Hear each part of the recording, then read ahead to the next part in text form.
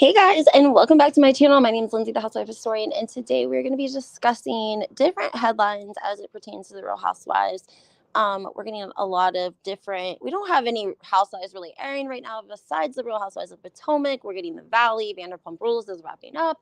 We're going to be getting the Real Housewives of New Jersey in May. So there's not a lot about one specific franchise, except for Potomac because of all of this drama with Mia and Robin and Candace resigning and Bravo posting it before we get the reunion, because how invested are we really going to be in anything that Candace says if we know she's not coming back next season? It's just, I don't know. It's a little strange. It's definitely not the way Bravo typically moves. It definitely is giving me like the raise of an eyebrow. What is happening here?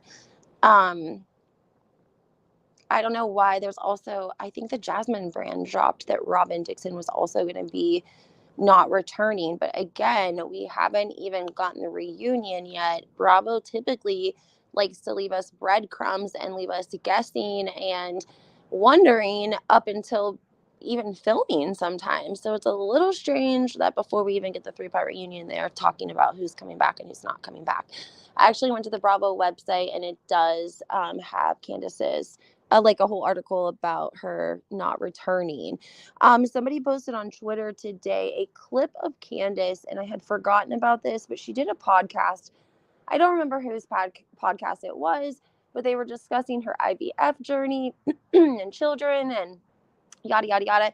And she said that I don't think a girl asked her about like the race of her children because obviously, she's brown, her husband's white, and she proceeded to talk like, I don't know, she's just not self-aware. That's the only thing I can think, because I don't know what would possess her to say this on a podcast unless if she really believes it. But she was a little nervous that her children would be Caucasian and she would like them to be more her color.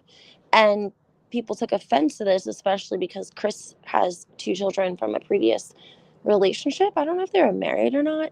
So typically, really she has two children that are her stepchildren that are, Caucasian. And it's kind of like the way she said it. And I just think it kind of left a bad taste in people's mouth. And if it really started to get out there and pick up some traction, it might do a little bit of harm. And in my opinion, it could be a little bit of speculation on why she put the resignation in so quick. Again, typically the reunion is like it's more than the finale because it's like their final performance before contracts. Everyone knows that. Like Bravo will wait and see how the reunion airs, what people are saying about it. They'll take polls. They'll do like some, background checking into what people are thinking and saying and what the general consensus is about certain cast members before they go cutting them. And it's just not like Bravo. So that makes me really suspicious. Hi, Barbara. Thank you so much for joining. I'm glad Candace decided to leave. The aggressive, hostile, violent behavior displayed towards her and Wendy was showing that Bravo supports the type of behavior. I kind of thought that could possibly be a sorry, I was putting my phone on Do Not Disturb. I thought that could also be a focus of Bravo trying to. Hi, Yo Yo. Thank you so much for coming in. I have you down as a monetizer, so feel free to take care of any trolls in the comments if they start trolling. I haven't been doing lives as often, so my videos aren't getting that much outreach. So that's again why I wanted to hop on daily and try to talk to you guys at least every other day and get everyone up to speed on what's been going on. I do think, I do think that Bravo doesn't want people to think that they support this behavior, and I primarily think that because of the fact that they also did not air the fight. Like they didn't air the actual fight. Somebody in the club happened to have video of it and it was posted a long time ago. They did have audio, and to me the audio sounded very clear. Candace was not the I don't think she initiated this. I think that she handled it well the first two times Sesame Street was like, do you have something to say to me? The way Deborah booked it out of there, I felt like she thought she was going to get arrested. I swear. I'm telling you, something is a little strange there. I mean, it's just a little strange to me. that she's invited. We haven't seen her all season. She coincidentally gets there. Cameras go down. She verifies that the cameras are down twice. Then she comes at Candace, like, and she was so bound and determined to make something happen that she took her shot at the new girl that we hadn't even met yet. That poor girl got 12 stitches. And she just missed her whole opportunity because it was so bad. She had to book it out of there. She didn't even get any camera time. She didn't even get to say her side. She didn't even get to talk to produce, like, nothing. She had to go because they were calling an ambulance for that girl, and I'm sure the police would have eventually came. I feel as though her and Ashley plotted on Candace. It's very possible. I always really liked Ashley, and I've been rooting for her for a long time, but the last couple of years, I have not liked what I've seen with her, and mostly because of her friend group and, like, just the way Deborah blatantly lied. I'm not a huge Candace fan. I don't think everything, I was always supporting Monique, but I like Candace, and I have 2 eyes to see and 2 ears to hear. And if I see something that doesn't look right, like, I'm just going to say it. And that seems like it looks a little suspicious to me. I don't think that woman, why would she even want to come back and be on camera after what happened to her last season? She has to be I don't know. These people will trade anything for fame and money, though. So it was definitely Deborah who started it. She definitely was, like I said, she was, like, ready to go. Like, she was ready to throw hands. I feel like I have not been in many physical altercations in my life. I only have one very, like, particular one that was, like, rolling on the ground type. But I am never the one that's going to, like, physically throw a punch first. And so I'm always on a little bit of a delay when somebody actually, swings on you. And you have to take a second to, unless if you can anticipate that person is going to do, and you have them, like, backed in a corner and you're coming at them, which was not the case here at all. She really had no, like, amount of time to anticipate that this was even going to happen to even defend herself, because Deborah blew down on them so fast and went from 0 to 250 degrees in a second that, like, they probably couldn't even catch up with what was happening. I miss Monique. I'm going to be honest. I miss Monique. I think that she was great for the Real Housewives of Potomac. I think that there was a lot going on behind the scenes between her and Chris in their relationship. And I think if she would have held out with Bravo long enough, she could have really made a name and a staple for herself in the Bravo community. But with everything that happened, I just think that, Bravo kind of did them a little bit dirty at the reunion, did her a little dirty with her contract. So there just wasn't good towards the end. And it's a shame because Monique had a lot of potential. And sometimes I feel like Andy Cohen does not like those women that actually have a little bit of money and they're not living paycheck to paycheck, because they're harder to control. Sesame Street character walked in there with an agenda of starting a fight. Ashley was involved. Ashley asking all the camera. Yeah, that's Barbara. You're right. Like, what they were really asking about cameras down. Are the cameras down? The cameras down? Like, the only time I've ever really seen that happen when they break the fourth wall like that is Real Housewives of Atlanta, when they had that bachelorette party and the stripper came, and then they wanted the crew to wrap up because they were going to get some hanky-panky on. That's the only time I've ever seen even Bravo show the cast be like, are we done filming? Are we cutting? Like, are we done? Okay, great, awesome, let's party like rock stars. Ashley's good at playing dumb, though. Ashley, like, I know Ashley is one of those, she tricked me. I'm pretty good with people, and I can usually peg people out pretty good. And she tricked me a little bit. But I'm not surprised, because Ashley has a lot of, I think, trauma from her childhood. And I think she has a lot of trauma centered around her dad, which affects her relationship with Michael, and why she is probably not in a, I don't know, maybe they're really happy together. I said yesterday that I think, honest to God, she just wanted the hell out of that condo. I mean, it was nice. It was in a really nice building. It was beautiful, but it was small when they had their first son in it. And I could not imagine 2 kids in that apartment, or not apartment, but that, what was it, like a condo? What did they call it? Whatever it was tiny ATF. They weren't going to be able to, I know she had to have been going nuts in there with it, and would put a camera crew in there on top of it and a nanny. They had no room. None at all. And I think that Michael is so stubborn and he's so dominant that he wouldn't even provide her with okay, let's consider buying a house, or we'll keep the house and the high rise. Like, she had to literally be like, I'm going to separate you and leave you, buy me a house so I have somewhere to live with your kids. Like the things we do for a house. Jeez. Real Housewives of Atlanta will be good again with Portia returning. She's not everyone's favorite, but she's good reality TV. Portia Williams Gubati is returning, and there's a lot of drama around that yo-yo. I don't know if you guys have been following, but Portia and Simon have split. There was a blind item that was dropped from Hollywood Days and Nights that talked about a housewife begging her husband not to, to give up his mistress and to try to work it out, but the husband chose the mistress. Turns out a couple of days, I don't know, a couple of weeks, couple of days after we find out they're separated, these pictures surface online of Nene Leakes with her boyfriend, Simon Gobadia, and his new boo thing. And people are shocked. I don't even think people are shocked at Simon. They're shocked at Nene, but turns out there was this whole backstory about this Netflix series and how they had asked Portia to be a part of it, and she declined and said there were still issues with Nene from the past, and Nene was mad because she was like, every time I see you out, everything's Gucci.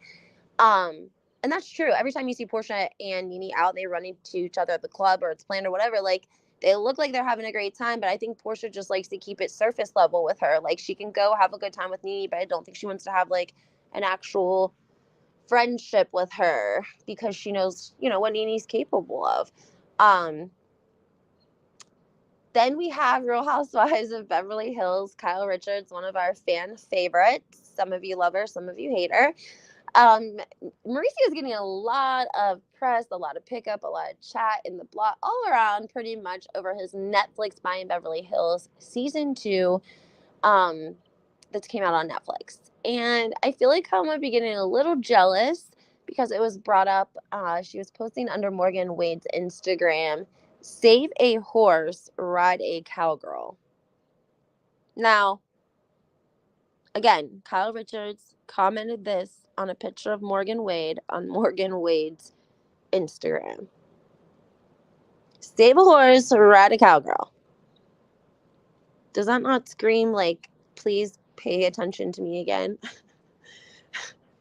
Like, you're finally at, like, everyone's like giving up on the whole Kyle. We've stopped talking about Kyle Morgan. We've moved on to talking about the Netflix series and the daughters. We're not even seeing that much about the Kyle and Mauricio's divorce in the blog, honestly.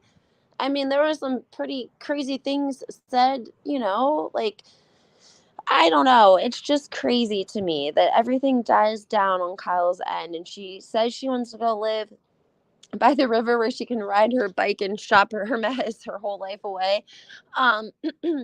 And she doesn't want, like, attention and press. But the fact of the matter is, like, you bring it on yourself, girlfriend. And she knows what she's doing. Kyle's been doing this a very long time. She knows how to work the press. She's been in Hollywood working since she was a child. She knows what to do. Vile needs to go. She overstayed her welcome. Kyle is foolish. Kyle is definitely, I think, to tell you guys honestly, I got a message from someone. I posted about Kyle and Morgan a couple of different times on my TikTok. I'm not mean about Kyle. I try to be respectful, but at times it's difficult because it is so obvious, and she does do stupid things like this that are obvious to bring attention to her and Morgan's relationship. And you do have to question her agenda, if you will. But after her Watch What Happens live appearance, Morgan Wade was there. Remember, guys? Remember, they were like getting pictures and she was like rubbing Kyle's side sort of affectionately, and people were commenting on that.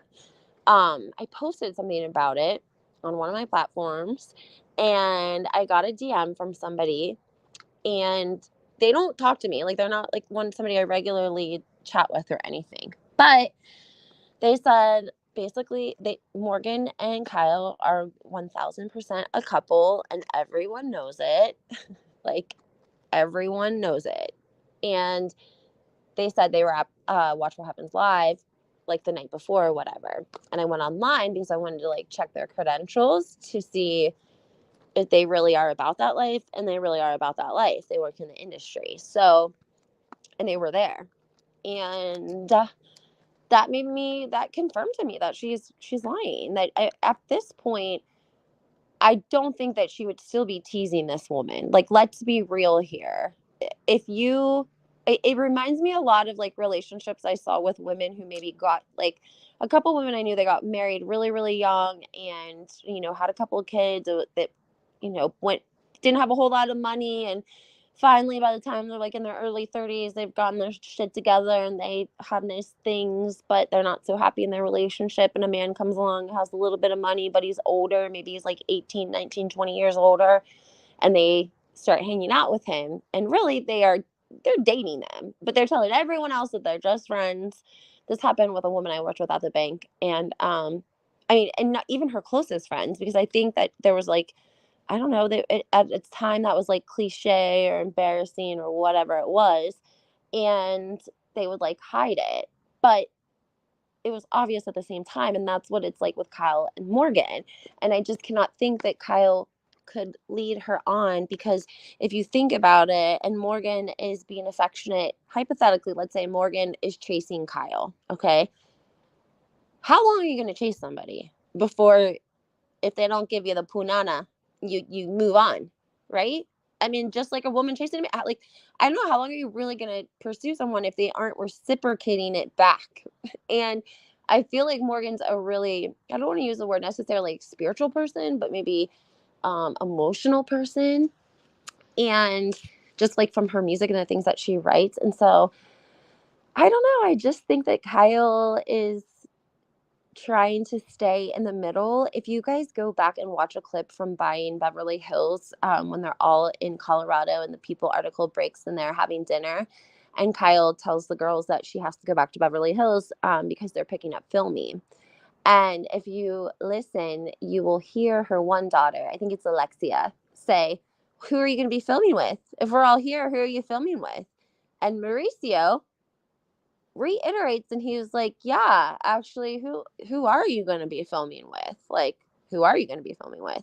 Kyle immediately, she likes to keep her hands busy when she like is not telling the truth. I've noticed she has to like distract herself. So she immediately grabs the tongs of the spaghetti and she starts, dishing it out onto her plate. And she's saying, "Well, the cameras are up. I got to go back and film. It's just what I got to do." And she never directly answers the question. And I just felt like you could feel the tension at the table, that they do not like what's going on with their mom and Morgan. I'm sorry, they don't. I'm just going to say it. They don't. They're on Mauricio's side. I'm going to tell you what. Reason number 2. Go back to the photos that came out from Kim Richards' daughter's wedding in Colorado that they all attended several days before the July 4th People magazine article dropped. Again, people are like, "Oh, Kyle couldn't have dropped that to the press." What are the chances that Erica and Tom announce they're getting divorced on election day in 2020? I think I added an extra 20 in there. And all of a sudden, Kyle comes along with her divorce, her separation story, and she's like, "I trump you one. I'm announcing mine on the 4th of July." Like, there's no way. There's no way that was a coincidence. That's how you know that it was strategically dropped. What did LVP and Kyle teach us about selling stories to the press? You have to look and see who the story benefits, and that will tell you who sold it to the press. Just saying. And Mauricio was so mad over that interview. He was so mad about it. He talked about it outside Dancing with the Stars. They caught him. He talked about it again after they did a dance with Dancing with the Stars. And some people even said the very highly activated sexual dance he did with his partner right after they got caught holding hands in Beverly Hills. It was like allegedly a dance that was supposed to be dedicated to the year 1996 because that was the year he married Kyle and they had their daughter and yada, yada, yada. But some people are speculating it was actually a big FU to her because the dance was so sexual and so ignited between him and his partner. And the girls were also in the audience when that happened too.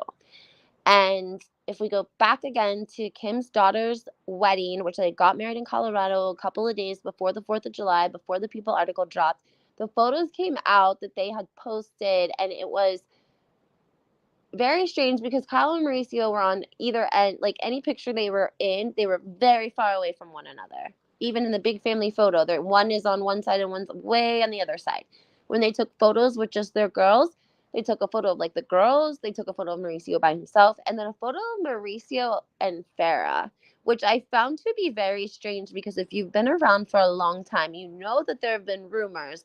I don't like to speculate on such a thing because of, the kids and the sensitivity to it, but there's been rumors about that. And so that to me felt almost like they like do you right do you is that what we're trying to narrate here? Like, I just thought it was really strange, my opinion, that they would put, like I said, it wasn't Mauricio and each of the girls by themselves. It was just Mauricio and Farrah, which she's really pretty. I watched her on the Architect Digest channel, and she did like a little tour of her home, and it's pretty, it's nice, it's small. She's like a bachelor, but I don't know, I was a little surprised.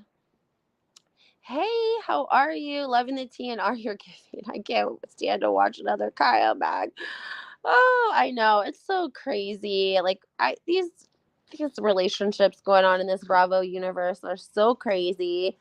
Um, who else do you guys want to talk about? Does anyone have any questions or anything they want to discuss? I know Real Housewives of New York's also filming. If you're sleeping on that, get up. If you're sleeping on Real Housewives of Miami, get up.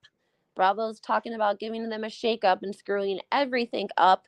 So make sure you guys are tweeting in support of Miami. Make sure you hashtag it RHOM. I love Dr. Nicole. She's pregnant. She's having a little girl. Gertie just threw her beautiful baby shower, and she sent me her amazing face care line, and I can't wait to show you guys because it is so nice. It is so nice. I did not realize how nice it was, and like, it's very high end, scientific, anti-aging. It's a whole thing. I'm going to show you guys. I'm going to do a video on it. It's crazy because Kyle and Mo are all over social media. I'm sick of looking at them. The only thing I'm not sick of looking at is, and I shouldn't even say this because it'll get flooded now, but there's been some videos of Mauricio that's popped up from when he was in Aspen skiing with a friend of his, and they do like a dance. They make up a dance to a song. It's just crazy. And in one of the videos, he actually picks up like a ski or a snowboard, and he pretends to act like it has snow on it, right? And he pretends to like run his head along it as if he was like sniffing a huge, you know what, of Coca-Cola, white substance, see? And like throws it to the ground, and then he like goes on this like down this hill on these skis, and he films it. So it's like a rush. Did you see Apollo the Married? Yeah, girl, yeah. I love Apollo. I do love Apollo. I can't help it. I love him. And I felt bad for him. There was a moment, first of all, I love that they brought him on to Married to Medicine. I don't think anyone expected that. I love that Phaedra was like, we're adults. She's letting him get a check because I'm sure he got a little bit of money for, going there. And if not, the press, whatever, what have you. And I just enjoyed Apollo. He's remarried. He married his pen pal, guys. Let me tell you, pen pals are serious in the penitentiary, okay? They are serious. I had a girl, she wrote a man in every single prison in the state. But yeah, he married she's a pretty girl. She's a pretty girl. She got a little booty on her. She's pretty. And I think they live in the Atlanta area. I don't know if there was talks of them doing a show. Maybe they were doing a show. If you guys want to see her, just Google TMZ Apollo gets married or something like that, because the photos were on TMZ.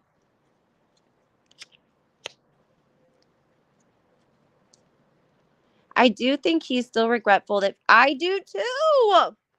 Oh my gosh, that is so funny that you say that. I do too. And you want to know this? I lost my train of thought because Phaedra said in a confessional, like, she was complimenting the group of just how they are married people supporting other married people, right? And they do a couples trip every year and yada, yada, yada, right? And so Phaedra says in her confessional, this is really beautiful, the friend group that they have and, supporting each other. And maybe if I had had this support network when I was going through what I was going through with Apollo, it wouldn't have ended the way that it did. Andy brought that up and said it verbatim. It was the first time Apollo had heard it. It was on the reunion stage. And I felt like it was written all over his face. And Andy was like, how do you respond to that? And Apollo was like, honestly, I just didn't even think that there was a chance after everything that happened. And I think what he means is after I got sentenced and I was going to go away for 5.5 years, I didn't think Phaedra would be the woman that would want to wait or have a husband that's in a federal, institution or whatever. Did you notice how Paula was red alert when Grad was? Yes, I did. I did. Oh my goodness. Dr. Greg. Ooh, I don't know about him. I just don't know. Yes, Apollo did good by Faye Faye for once. Toya, Sweet Tea lost their panties. Oh my gosh. Sweet Tea. God bless Sweet Tea. Dang. Indeed, I must say that I did enjoy her this season because I feel like she kind of put Dr. Jackie in her place. And Dr. Jackie, I like her and I always respected her, but then I kept hearing that she be doing a lot of shit behind the scenes that we don't always see. She be doing a lot of things behind the scenes we don't always see. So I don't know how sometimes I feel about Dr. Jackie, but yeah. Girl, I'm saying everyone better be hashtagging RHOM somewhere on Instagram, on Twitter, on TikTok. They need the traction. I don't know why Andy and Bravo continue to basically take a dump on the Real Housewives of Miami. They were, when they canceled them, they were in some of the best. They had over $1.23 million or million people ratings when they were on when they got canceled. I just think it's crazy. Like, they're the only group of women who we really see checking all of the boxes. We have fashion, check. We have money, check. Like, authentic money. They're like, Lisa is lived on Star Island, where her and Lenny built their mansion is on Star Island. And guess what's happening on Star Island right now? Well, it happened yesterday.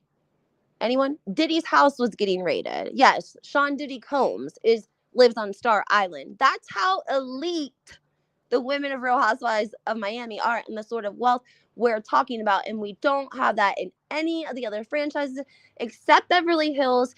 But we don't even know if that's authentic because come to find out, some of the richest housewives, like Erica Girardi, it was a fake. It was a fraud. It wasn't even real. So Lisa Vanderpump had made her money. It wasn't the show that made her, her money, but the show was making her a lot of money if she was on it because it was bringing so much attention to her restaurants, right? That would totally make sense. But for somebody else who's just lots of money, typically they're not on reality shows letting a network splice, cut, and do all this for a paycheck. I mean, I don't even mind Larsa because I feel like she gives a name to the Real Housewives of Miami and she helps bring a little bit of clout to it. And she is okay being a villain sometimes. And we all need a little bit of that. And I think that people hear Larsa and they are kind of, their ears are perked up a little bit because people don't know a whole lot about her, but they know that enough that she hung out with the Kardashians and that she's been around.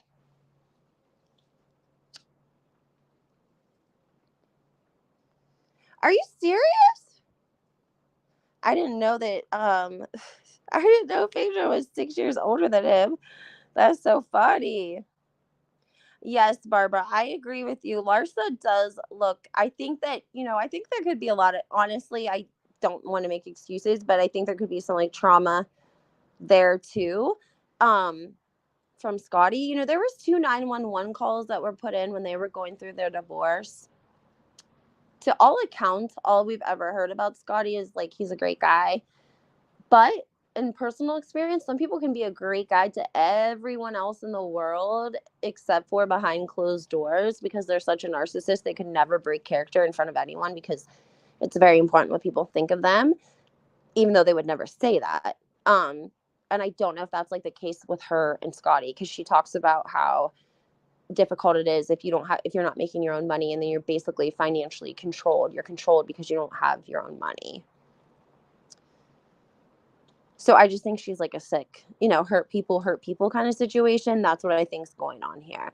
And then I also did some research on the whole Michael Jordan, Scottie Pippen thing, because I just couldn't fathom that Larsa was married to Scottie and didn't hang out with Michael and his wife. Like, what about when they won the championships and they were in the hotels? And come to find out that I think Michael Jordan retired in like 1993, or I'm sorry, maybe 97. 93, I think he retired. And Larsa and Scotty married in like 97. So she wasn't even around for the Michael Jordan. In fact, when Larsa entered the picture would have been when Michael and Scotty would have been divided. They fell out. All you have to do is watch that Netflix series about Michael Jordan. You'll know they aren't getting along. They fell out over money and stuff. But I don't think that Larsa was ever in the presence of Michael Jordan and his wife. And I think that she doesn't want to say that. But at the same time, she wants to say, like, they don't have a reason to hate me. Like, we all hate Scotty collectively. So let's just all hate Scotty and have a good time. Nope. But he was Michael Jordan's right-hand man. And I just remember the Chicago Bulls were everything. People would wear like sweatsuits and windbreakers of like complete Chicago Bulls 23. Jordan shoes were everywhere. There were kids literally unaliving other kids over Michael Jordan's shoes because they were so popular, but they were expensive, very expensive. And I remember, I think there was even like an interview when someone asked him, like, why don't you lower the prices? You know that you're marketing towards kids and, parents, maybe they're low income, whatever, like, can't you make these more affordable? And he refused.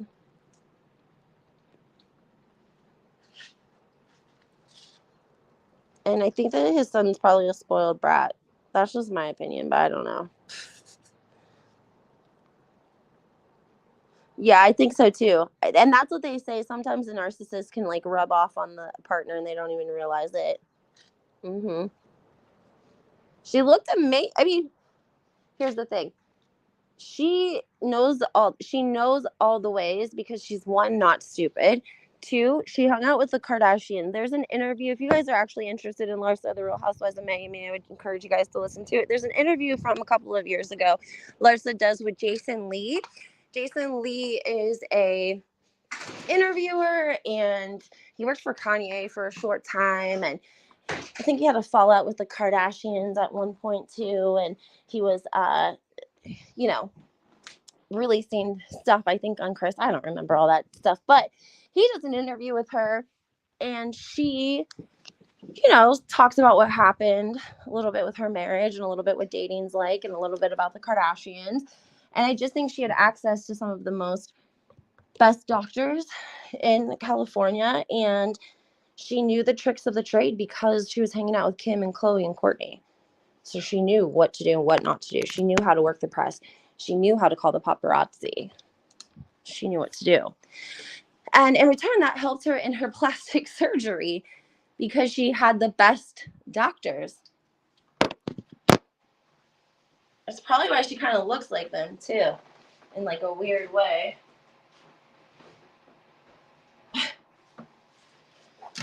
She does. Man, my phone's got to be charging. Even the Kardashian kids, Larsa. They did, but Larsa was like, I don't know, she was allegedly trying to hook up with Travis Scott at a party. But honestly, I think that it was like after that whole Khloe and Tristan scandal happened the first time with Jordan. And if you go back and listen to this interview that I just told you guys about, Larsa actually introduced Khloe to Tristan. She brought him to a party with the Kardashians as he was like her date or whatever.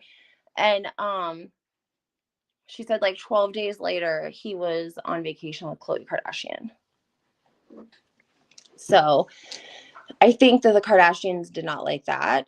And I think with the scandal that was happening with Khloe being pregnant and Jordyn Woods, that they just didn't want Larsa around really like that. And then there's also rumors that there's a scene on one of the Keeping Up with the Kardashians when they're in Dubai. For whatever reason, Kourtney's not there, but Scott is. He's with Kim and her whole crew or whatever.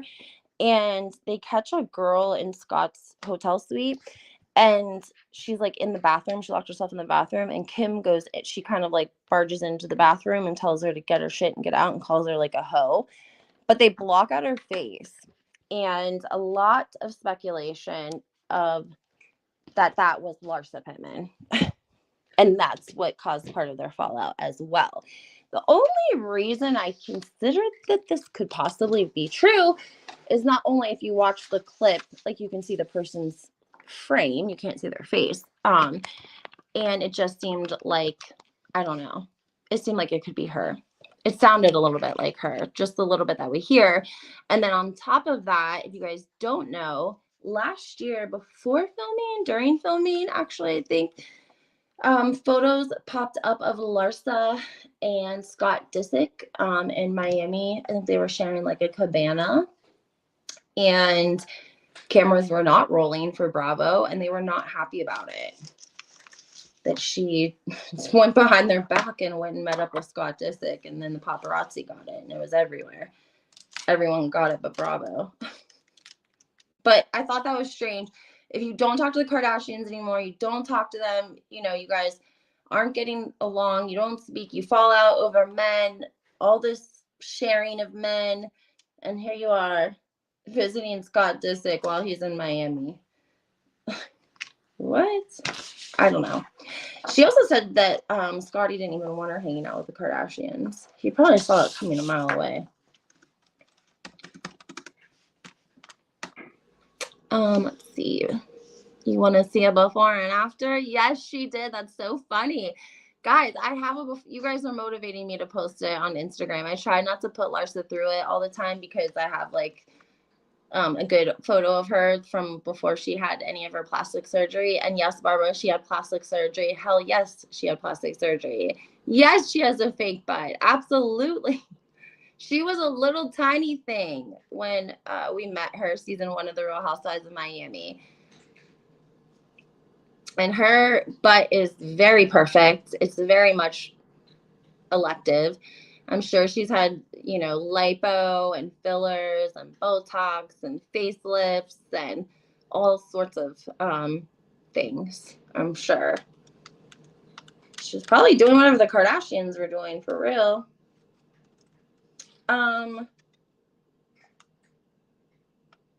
Brandi Glanville, I just want to talk about her for a second because I feel bad for the woman. I do. I can't help it. I feel bad for her. She's on OnlyFans. I didn't know that Brandi was on OnlyFans, but she is. And somebody posted it on Twitter, and they said, like, it was like photos of her, and the person said they keep getting messages and alerts from Brandi's OnlyFans, basically trying to get them to spend more money. And the photos are pretty risque. Brandi does not look good. She doesn't look herself in her face. I don't know if she had something done, plastic surgery, and it just didn't take well, or if she's sick, stressed. I don't know. But I've never seen Brandi look the way that Brandi looks in the face, like her cheekbones. Like she's more than skinny. She's always been very skinny. Oh no, we love that you think we're funny. We love to be funny, guys, don't we? Of course she had a BBL. She had a pancake. I know, Barbara, she did. She was just a tiny little thing. And, you know, she was a mean girl. If we go back and watch Real Housewives of Miami, the first season that she's on there, her and the other girl, I think her name was Kristen. I'm trying to get my laptop up connected. I don't know why it's not connected. So I can tell you guys. But she was a mean girl. Like, they were talking about Larsa firing her maid because she didn't cook the rice the right way. Like, they were mean. Very mean. Just saying. And I think that, like, Arianna is held on to that a little bit over the years. I love Arianna, though. She makes me mad that she lied about her Botox and that she was actually, you know, dating this man and did all these like little commercials for him for his injection studio place services or whatever. But I always enjoyed her. And, you know, her ex-husband dated Louis Ruelis's sister. Let me say that again. Adriana from the Real Housewives of Miami was married to a man. We saw her get married on the show. Let me find his name. It's like a weird name. Adriana, RHOM. He dated, why don't I have internet? Louis Ruelis, who is Real Housewives of New Jersey, the husband of Teresa Giudice. He has a sister that dated him, Adriana's ex-husband. I think that's weird. What a weird circle. His name was like Frank or Frankton or Franklin or Franco, and he had like long hair, and he wanted to live, he was like redoing a boat, and he wanted to live on the boat. That was going to be their dream. Hold on, let me find it. Who did she marry? Frederick. That was his name. His name was Frederick. I don't know. I might be able to go in and do a split screen, but I don't think I can right now. His name was Frederick. And I didn't think he was that great looking, but the home that Adriana and Frederick lived in is the same home that now Jody, who dates Lisa from Real Housewives of Miami, that's the same house that Jody lives in, that he bought. Living on a boat is a dream. Seems like a nightmare to me. I mean, this is, that's how I felt too. Thank you for putting it into words. You're right. I felt the same way. Like, he was kind of crazy looking. Yeah, he wasn't. I mean, I like wrote it off because she's Brazilian, so I figured she's probably just, you know, free and liked maybe that sort of style. Do you guys remember she was like 3 hours late to her own wedding? Like hours and hours late. It was insane. She used to be like, I think she's actually been maybe humbled over the last 6 years, and she's came back a little bit more humble, if you ask me. So it talks about Brandi Glanville. Hold on, I wrote some stuff down.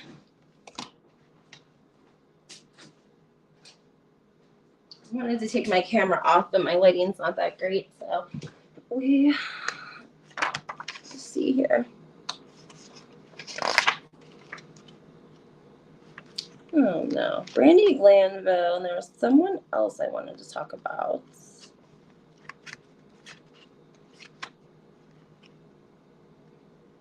I don't see it though. All right, that's okay. I'll make sure I put it in my next live because I don't see it. I did see a clip from Carlos King's podcast because he had Married to Medicine, Dr. Heavenly on. I mean, guys, I'm sorry, but I like Married to Medicine, and I always feel like I can kind of catch up even if I don't watch it week by week. I like that about it, to be honest with you. Okay. Oh, I know what else I wanted to tell you guys. Okay. First of all, Sutton Strack from the Real Housewives of Beverly Hills. She attended Kathy Hilton's birthday party. Kathy was in Palm Springs for her birthday, and she threw a party. It looked like it was a spread for about 20-some people. It looked very lovely. All of Kathy Hilton's parties are put together. She has like one specific woman that she uses, I think, that does the party decor.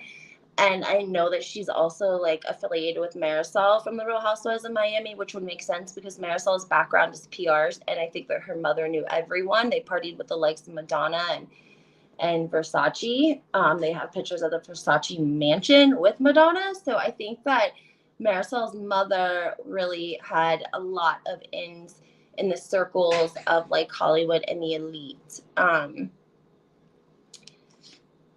So Kathy Hilton has her party in Palm Springs. Sutton attends the party. They do a live after the party, and Kathy is talking to someone off the screen. It's a gentleman, and she asked him to come into the frame, and he does, and Sutton acts like a young schoolgirl. So a lot of people are speculating that she's dating someone. And then also, I wanted to bring up that somebody posted a clip of Teddi Mellencamp on her podcast. You know, she does the Two Peas in a Pod podcast. And they do it for iHeart. Her and Tamra do, right? So I think that iHeart probably is responsible for getting their sponsors.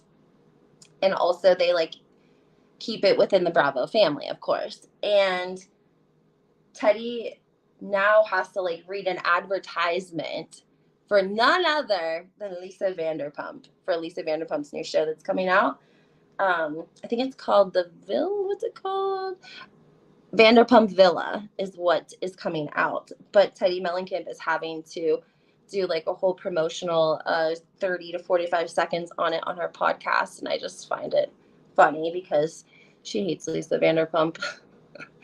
And you notice we don't see Teddi with Kyle either. And I've always said from the beginning, if we had it wrong about Morgan and Kyle, guess who would be keeping us accountable? Guess who would be going on their podcast week after week talking about how terrible people we are for speculating about somebody's sexuality or their relation? I mean, I could just hear it on and on and on she would go, I swear. So to me, it tells me that Teddi's awful quiet over there.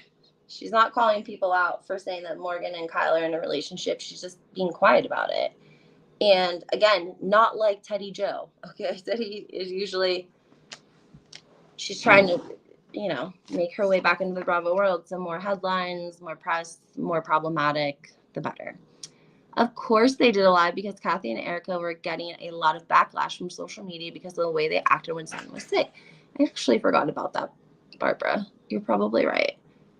I'd forgotten about that. Well, it kind of makes me feel like it was fake to begin with because you acted like you were going after Sutton, but really you don't have any animosity towards her because you invited her to your party in Palm Springs. And Palm Springs is not like a 5-minute drive. Like you have to make arrangements to like stay the night and such. So I think that Kathy knew Sutton would come. Sutton's going to come to any sort of big events like that. Like she's in the Hollywood circle and she's single and she's probably enjoying her money and living her best life.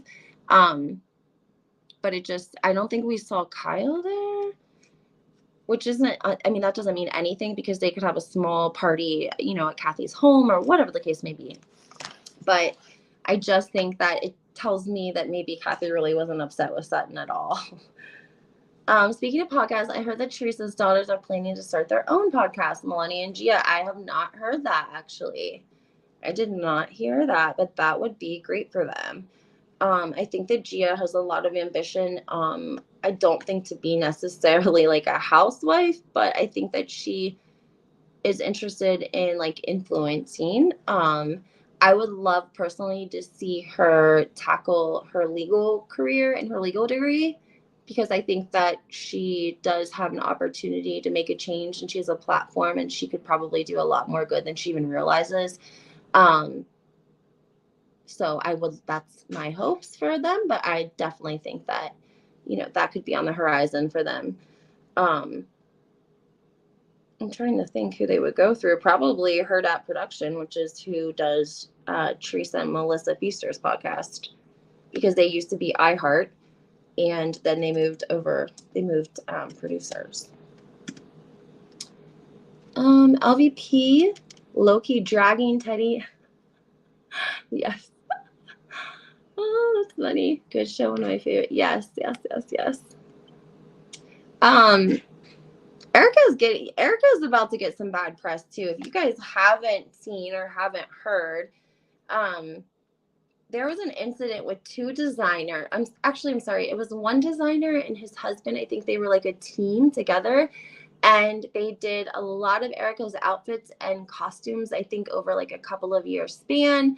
And she had given them the American Express card and told them to charge it, whatever it was, whatever the price was. She didn't care, whatever. Charge it to the American Express. Keep it on file. Don't bother me with this shit. Charge my American Express card. Give me what I want and charge my card, right?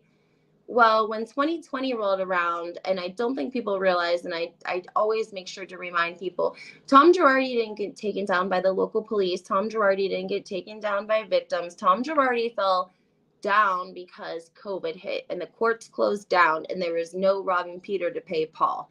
Things stopped. And I think leading up to that is when he started, they had like the $20 million, whatever the American Express bill was. He was trying to eliminate charges on it.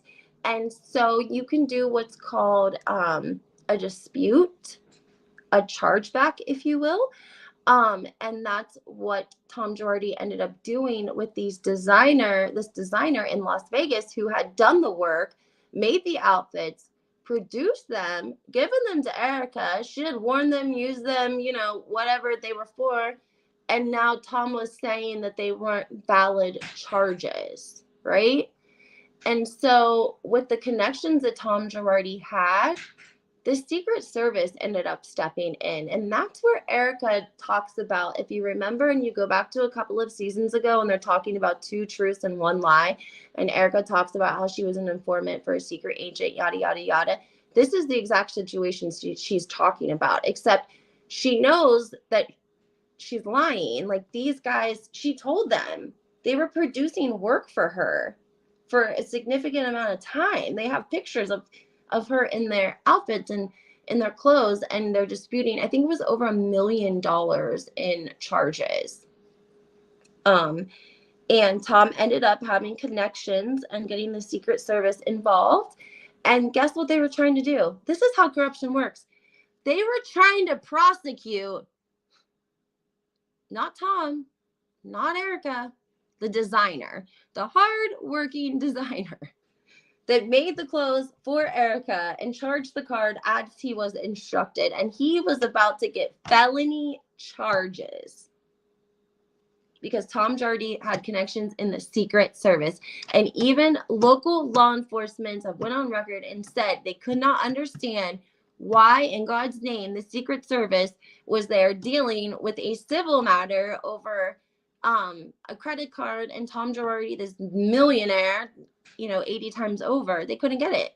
Well, that's why he had connections, and he was just, didn't, for whatever reason, didn't feel like they were owed the money.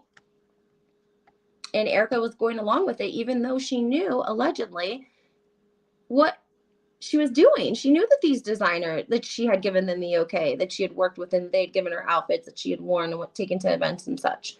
So I think that that's going to come out soon, and you're going to end up seeing a docuseries on that alone because of the amount of corruption that it takes to try to get the Secret Service involved and have somebody charged with felonies that didn't commit them. Like, that's a pretty big level of corruption. Could you guys imagine something like that happening and you're trying to tell people and explain to people and people don't believe you? Let me look it up.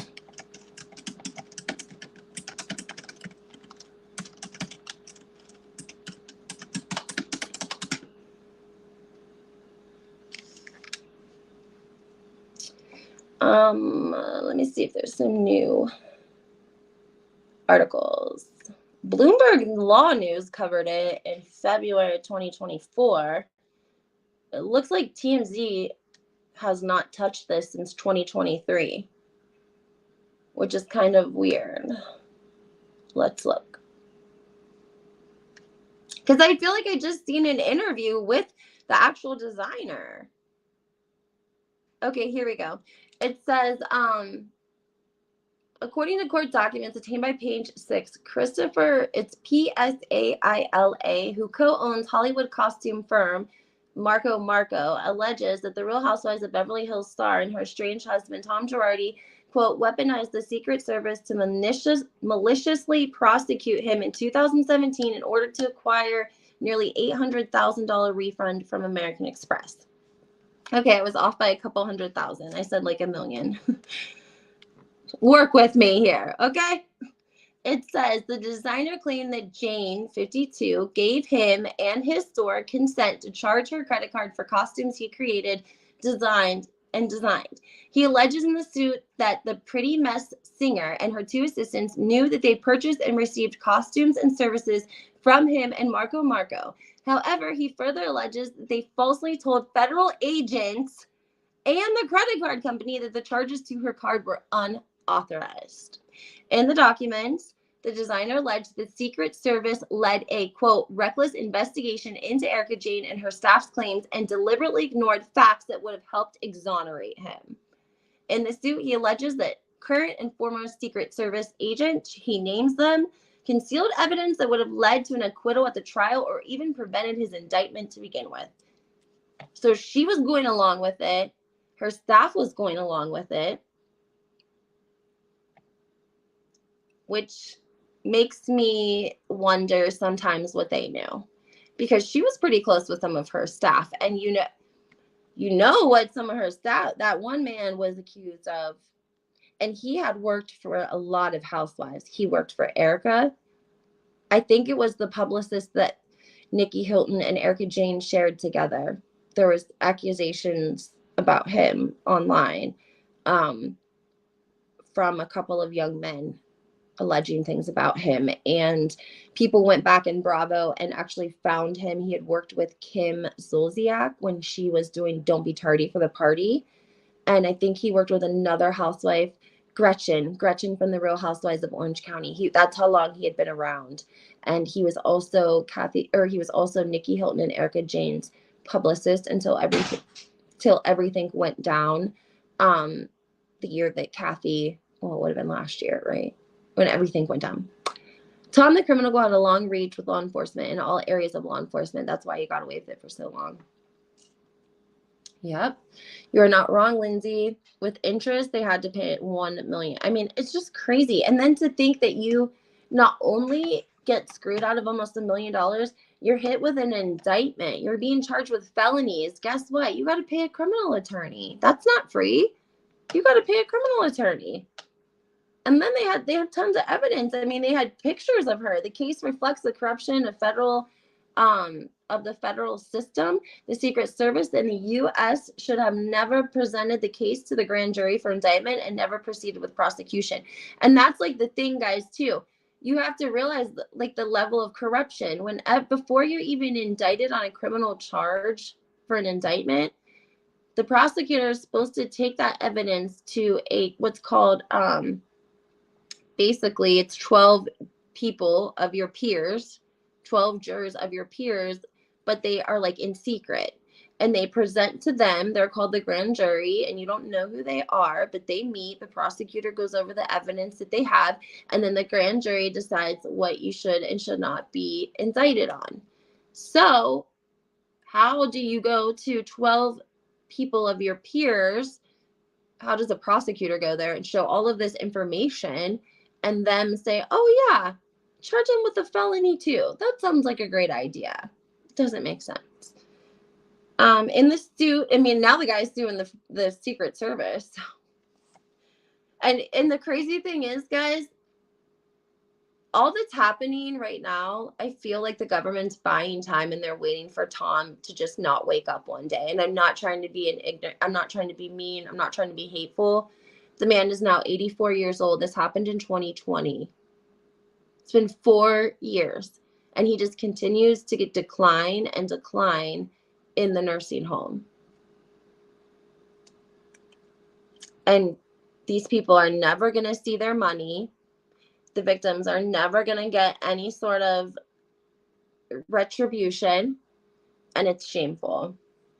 And meanwhile, also, I love to throw in the fact that Tom Girardi has a co-defendant who was his CFO at Girardi and Keese, who had gotten tipped off by his lady of the night that he was spending $22,000 a month on, tipped him off that he was about to get indicted, and he took off to the Bahamas and bought a house there and resided there until he decided he wanted to visit his sister for Thanksgiving. And he flew into JFK Airport, and the agents were waiting there. They arrested him, and he's sitting in jail on $1 million bond. So to me, it just seems shitty that this man who wasn't even the owner of Girardi and Keese. Like, Tom screwed over way more people than this guy did. Yeah, he was doing whatever. He was the CFO of Girardi and Keese. I'm sure he was doing illegal things, but not to the level that Tom was doing them. And Tom's in an old folks home, and this man's in the county jail. The county jail. I'm just saying, like, people, well, you're like, oh, well, you know, Tom's in a facility, so it's kind of the same thing. Bullshit. That nursing home looks like day camp compared to the county jail. The food alone. I mean, Tom's paying like $10,000 a month there. There's no way, you know, it's nice. It's not terrible. Like, of course, nobody wants to be in a nursing home. That's not where anyone wants to, you know, end up, of course. But in the big scheme of things, he got away with it. I just read that Arianna from RHOM allegedly abused. Oh, that's so terrible. I did not know that. The federal government takes years to build their case, and they do it in silence. They will be coming for Erica. I say the same thing, Barbara. I've been saying that for a very, very, very long time, but I've also considered the fact that she's probably working with them, because obviously she doesn't have a problem working with the government, even if she's blatantly lying. I mean, she wore a wire on these designers, for God's sake. Like, if they offer her to work with them, she's going to take it. Because I honestly feel like they would have taken her down already. They would have already, like, made her the fall guy. There's so much illegal things that went on that she was complicit in, like the 26 debit cards that were distributed to Tom Girardi's closest friends and family, and they were all going and withdrawing the maximum amount that you could have an ATM on that card every single day. Yes, I agree. Feds have power to decide whether, yes, absolutely. It's just disgusting. It is. It is. I believe that too. I agree with 100%. Exactly. The Secret Service guy had a relationship with Tom through a court case. That's why. Thank you, Barbara. Thank you. See? And that's like another thing that you have to consider is the state bar has, I don't know if you would call it a good job, but they have investigated it. They did come out with a report, and they did apologize, and they did talk about the corruption within the California State Bar and the 10 years that there were complaints, 360 some, I think, filed against Tom Girardi that were completely ignored and never investigated. Not to mention, they leave out the fact that Tom was grading the bar exam for people. He was deciding who was passing the bar exam and who wasn't passing the bar exam. I think that needs to be reevaluated, because you have I can't even imagine the jankety ass attorneys that if Tom Girardi's grading it. Barbara said the state bar in California is a joke and they should be ashamed of themselves. Let's not also forget that he was also dating a judge. When he was cheating on Erica, he was having an affair with a judge, and he bought her like a $300,000 house in Santa Barbara that's now worth millions. He also wrote her a check for like $10,000 in cash. And she's came out, admitted that that's what happened, and she's turned over nothing. She's not turned anything over to the victims or the trust or anything. She's keeping her Santa Barbara high rise. There's actually a gentleman who's on TikTok, and he is a reporter in LA, and he follows a lot of the Scientology movement that's going on out there. The live TikTokers are protesting the Scientology restaurant where Danny from that 70s show would go and put things in people's drinks and then take them to his home that was not that far away from the restaurant. And that's why Danny Masterson ended up going to prison. But he is a reporter, and he actually knows this judge, which is so weird, because I brought it up one day, and he was like, I think he's friends with her daughter, maybe. I'm gonna give it to you guys. Hold on. I think this is also the woman that Erica posted the pictures of the text messages on like the 1995 Android.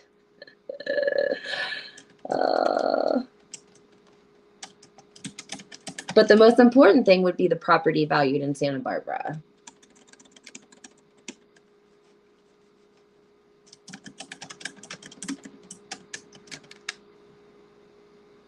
Her name was Trisha. He bought it in 2015. He was having an extramarital affair with her, and he wired her $300,000 from a client trust account at the time that she closed on the property. It is an oceanfront condominium building in Santa Monica. I'm sorry, it wasn't Santa Barbara, it's Santa Monica. Let me read that for you guys again. So Tom Girardi was having an affair with Justice Trisha, I'll just say her last name's B. In 2015, he wired her $300,000 from a client trust account. Here's what Tom was doing. By doing that, he was like eliminating himself because he didn't transfer it to himself and then transfer it to her. He transferred it straight from the client trust to her. Do you know what I'm saying? That's how he complicated things too, to kind of keep his hands a little bit out of it, only in legalities, if you will. So he wired her $300,000 from a client trust account at the time that she closed on the property. So they're saying, hello, he gave her the money for the property. And it's an oceanfront condominium building in Santa Monica. I bet the victims I bet those women who got breast cancer from the birth control would love a weekend in an oceanfront condo in Santa Monica for the week. Wouldn't that be nice? When they love that? Like, I don't understand people. Don't you feel an obligation if you know that money was transferred? Now you know for sure that money was transferred directly out of a trust account. Even if you don't want to admit any wrongdoing, you find a way to make that right and get that money to those people. You send an anonymous check, you give it to the church gives it to them. I don't know, something, but you make sure that you get right, because that's crazy. I did hear that the judge to give back all of the gifts he gave her, but kept the condo. And the condo is what's going to be worth most, Barbara. 2005, it's been 10 years. Can you imagine what that condo would go for now? A lot of money. Let's see what it would go for. Because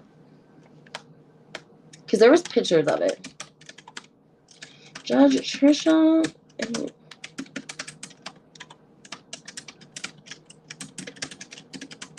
Santa Monica, right? That's what we said, condo. I don't know why I always get Santa Monica and Santa Barbara confused.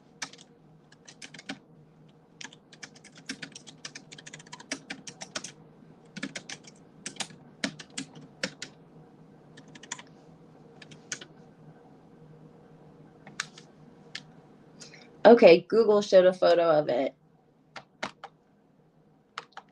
I'm going to look at it, and then I'm going to Zillow the address and see if there's anything on it. It looks nice. I mean, it's like, you know, it's Santa Monica. Hello. Obviously, it's nice. I don't think they probably didn't put the address out to protect her.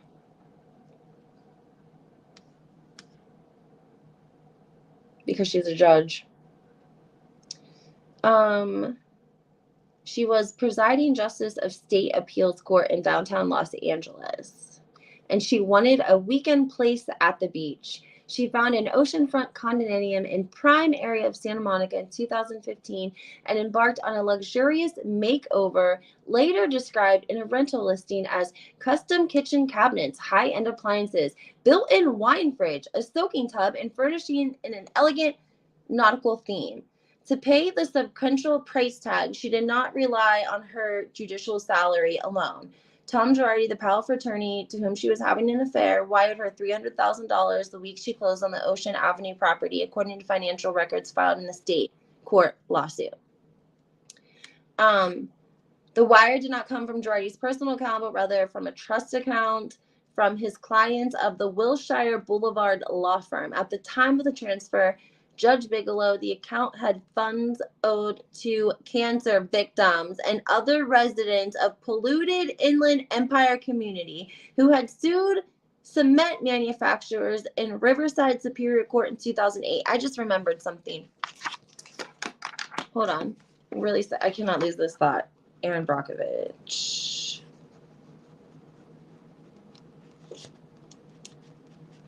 Okay, Santa Monica is uber expensive. Besides Brentwood and Malibu, it's the most expensive neighborhood of LA. Thank you. Can somebody tell me the difference between Santa Monica and Santa Barbara?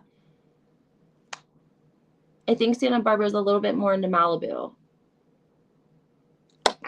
I'm trying to remember because I was there. I think it was at the Santa Monica Pier or the Santa Barbara Pier. I can't remember. I want to say, I don't know. I think it was Santa Monica. And the canyons were on fire. It was the year the canyons were like really, really on fire. It was like 2019. I think it was Santa Monica that we were at. Santa Monica Pier, but I don't remember seeing a Ferris wheel, so maybe it was Santa Barbara. Anyways, I wanted to tell you guys, this is what made this also made me raise my eyebrows. So everyone knows the whole Tom Girardi. Does Santa Barbara not have a pier? Let me see. Tom Girardi was attorney. He was pretty much a nobody. And yes, it was, I'm sorry, we were at the Santa Barbara Pier, I think. Let me see this map right here.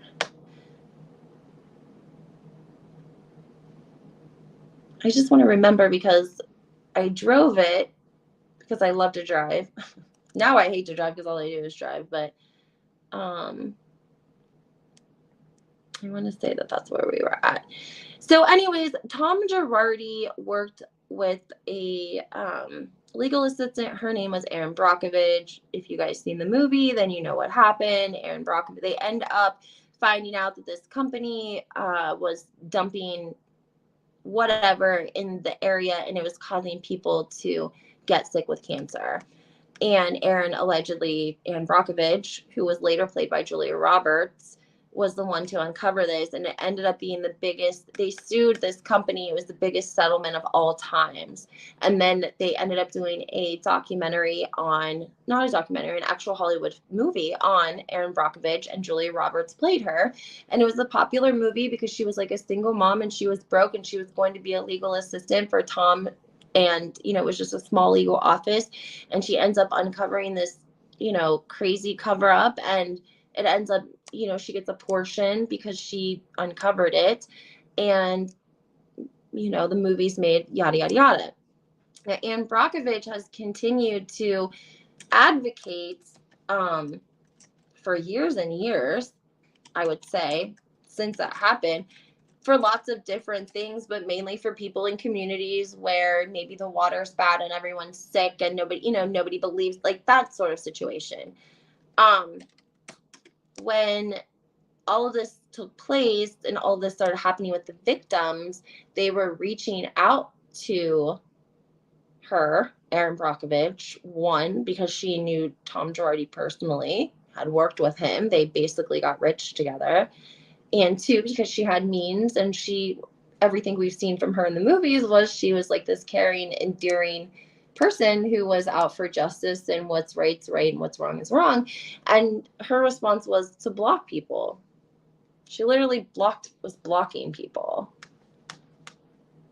instead of responding. I didn't like that at all. Santa Barbara is Northern California. Oh, yes. Okay. Got you. And it's like more closer to Malibu. That's why I think that we were at, because we went up into Malibu. It was so beautiful. But again, the canyons were on fire, so we were getting these alerts to like evacuate.